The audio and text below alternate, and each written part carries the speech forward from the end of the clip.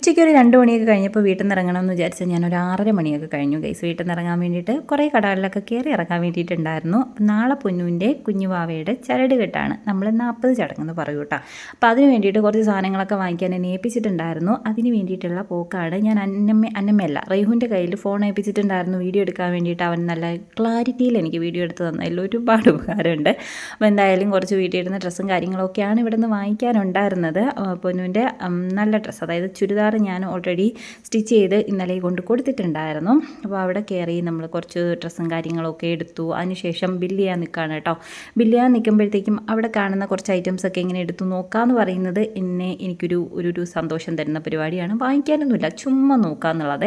ഇവിടെ നിന്ന് ഇറങ്ങി പിന്നെ നേരെ പോകുന്നത് മദീന സ്റ്റോറിലോട്ടാണ് കേട്ടോ. ഇവിടെ നിന്ന് തൊട്ടിക്കമ്പ്, കയറ്, ചൂല് മുതലായ ഐറ്റംസ് വാങ്ങിക്കാനായിട്ടുണ്ടായിരുന്നു.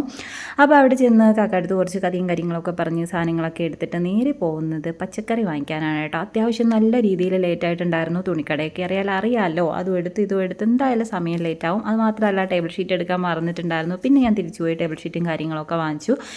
നമ്മളവിടെ കല്ലമ്പലത്താക്കി പോയി കട കാര്യങ്ങളൊക്കെ കഴിഞ്ഞ് തിരിച്ചു വന്നപ്പോഴും നമ്മളിവിടെ നിൽക്കുന്നേ ഉള്ളൂ കേട്ടോ. അപ്പോൾ ചൂലും ബാക്കി പരിപാടി റൈഹാനെ ഏൽപ്പിച്ചിട്ട് അന്നമ്മേൻ്റെ അടുത്തൊരു കവർ എടുക്കാൻ വന്നപ്പോൾ അതിൽ ഏറ്റവും കുഞ്ഞൻ കവർ നോക്കി പുള്ളിക്കാരി എടുത്തിട്ടുണ്ട് കേട്ടോ. പിന്നെ ഞാൻ അവളുടെ അടുത്തൊരു വലിയ കവറും കൂടെ ഏൽപ്പിച്ചിട്ടുണ്ടായിരുന്നു. അതിന് വെയിറ്റ് ഇല്ല, പാമ്പേഴ്സാണ്. പക്ഷേ എടുക്കുന്ന കണ്ടാൽ എന്തോ മാരക വെയിറ്റ് ഉള്ളതുപോലെ നിങ്ങൾക്ക് തോന്നില്ലേ? വെയിറ്റ് ഇല്ല കേട്ടോ. ഇനി നേരെ വീട്ടിൽ ചെന്നപ്പോഴത്തേക്കും ഇവിടെ നമ്മുടെ മിർസിക്കുട്ടൻ കിടന്ന് കളിക്കുന്നുണ്ടായിരുന്നു. മാഷാ അല്ലാ. പിന്നെ ഷൈബ ഐസ്ക്രീമും കാര്യങ്ങളൊക്കെ വാങ്ങിക്കാൻ പറഞ്ഞിട്ടുണ്ടായിരുന്നു. അതൊക്കെ വാങ്ങിച്ച് റേഹു എല്ലാം ഇവിടെ കൊണ്ടുവന്ന് വെക്കുന്നുണ്ട്. എന്നിട്ട് നമ്മൾ ഐസ്ക്രീമും കുടിച്ച് ഇനി വീട്ടിൽ പോവാണ് ഗൈസ്. ഞാനിവിടെ വന്ന് കയറിയപ്പോൾ തന്നെ പോകേണ്ടി വന്നു, കാരണം അത്രയും ലേറ്റായിട്ടുണ്ടായിരുന്നു.